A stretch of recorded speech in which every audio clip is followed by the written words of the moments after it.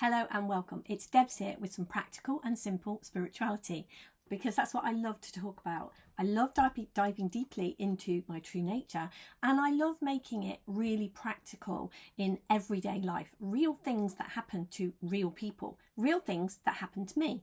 So today I want to talk about this idea that so many of us have, that we are not good enough.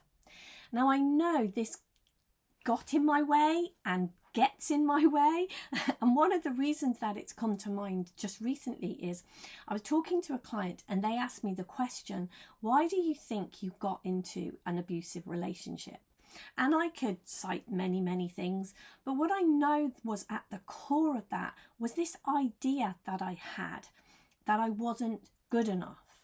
And that's where my behaviors were coming from. I wasn't good enough, so I had to do certain things, try and be a certain way to be good enough, to be worthy of love, to be worthy of being in a relationship.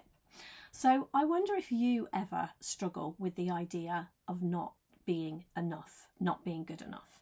I know that it's almost like a plague with human beings. It's one of the biggest reasons why people don't do the things that they want to do, why they don't follow their nudges and intuition, because when we have nudges, then this fear of not being enough, of being judged, arises.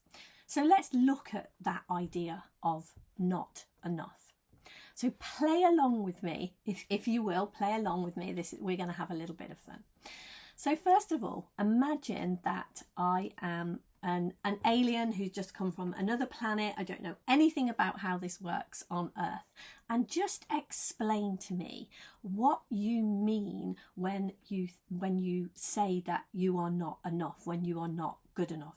What comes to mind? What does that actually mean to you? Instead of just having it as a thing, what does it actually mean to you? Explain it to me. I'm going to be quiet for a minute. You can do it in your head or you can talk to me out loud. Explain to me what you mean by I'm not good enough.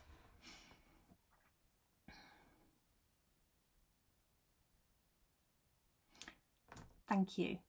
So what came up for you? Was it that you don't earn enough money? Was it that you don't have enough friends? Was it that you are not in a good enough relationship?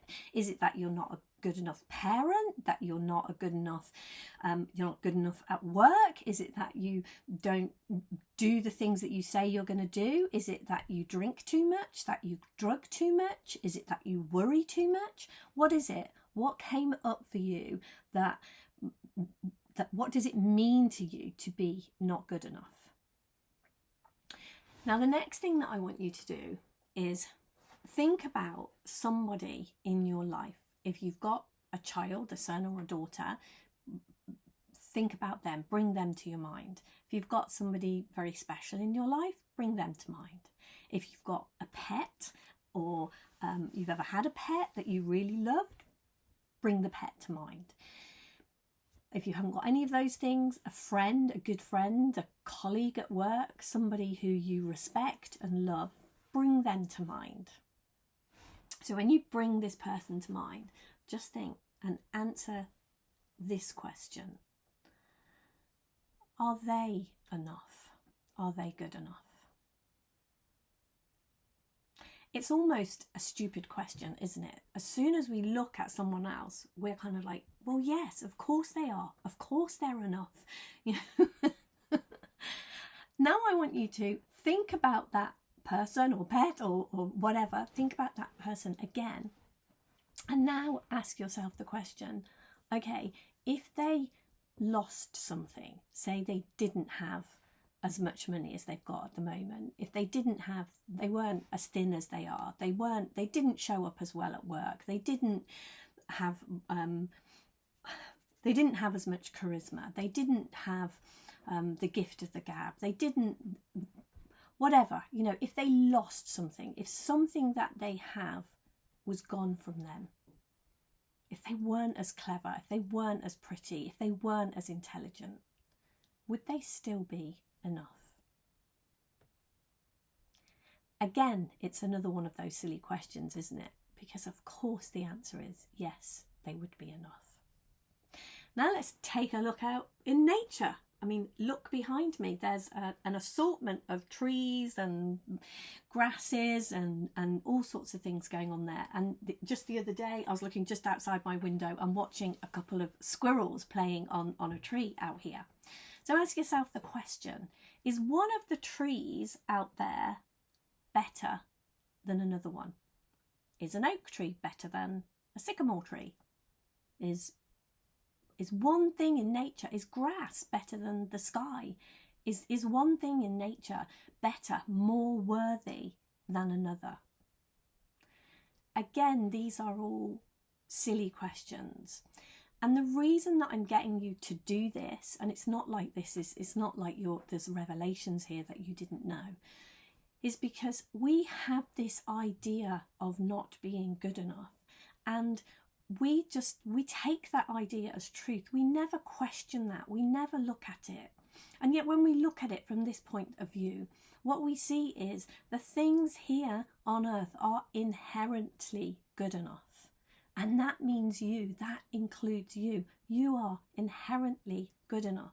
So whatever it is you think you need to change so that you can be good enough, if we go back to me being in an abusive relationship, one of the things that I know was it was like being on a hamster wheel, believing that I wasn't good enough. Well, if I can just get this right, if I can just do this one thing, if I can just agree to this one thing, if I can just stay in one more night, if I can just cook one more amazing, if I can cook a better meal, if I can do this, then this will all work out. It will be fine. And this idea that we are not good enough is the same thing. It's like, if I can just, and then whatever it is that you shared with me at the beginning, if I can just then add that in, then I will be worthy. It will be enough. Well, let me tell you now, if you do that, if you earn more money, if you get into a relationship, if your relationship improves, whatever, if you do what it is you want to do, if you have a feeling that you are not good enough, that you have not seen through, that thought will arise again, and it will overtake you again, and it will bring you down again. But understanding that that is just an idea, a thought that you believe to be true, that you went along with. And that idea, that thought can pop up in any moment for any of us. It pops up for me quite a lot. But what I see now, and what has made it pop up much, much less, is seeing the ridiculousness of it, of seeing that it's not true. Because now when it pops up, it makes me laugh. It's like, well, of course I'm good enough. Well, of course I want to show up better. Of course I want to do things. Of course I want to create. But I'm going to do those things from a knowing that I am enough already, from a joy and a delight and a pleasure within me. Because when we stop believing this idea that we probably got, from our parents, from the people around us when we were young, somebody at some point had the idea that they weren't good enough, spoke it into being, and we all went along and agreed and said, oh yeah, I'm not good enough either. Well, if we look at that, if we see that and see the ridiculousness of it and how it cannot possibly be true, question that thought. When it pops up, we can laugh in the face of it, and then we can go and create and do and be in our lives who we want to be. Even if the idea that I'm not good enough pops up, we don't have to believe that it's true, and we don't have to take actions from there. And once we see the ridiculousness of it and know that it isn't true, then our actions will not come from that fear, that misunderstanding. And that's what I can see has switched massively for me. I could no more be in an abusive relationship now than I could fly to the moon this afternoon. I mean, anything's possible, but I couldn't be in that abusive relationship because the idea of not being good enough, although it does pop up sometimes, pretty quickly it looks ridiculous to me. And so my behaviour, my actions, what I'm going to do are not rooted in or not based in I'm not good enough. They are more and more and more based in the truth of who I am.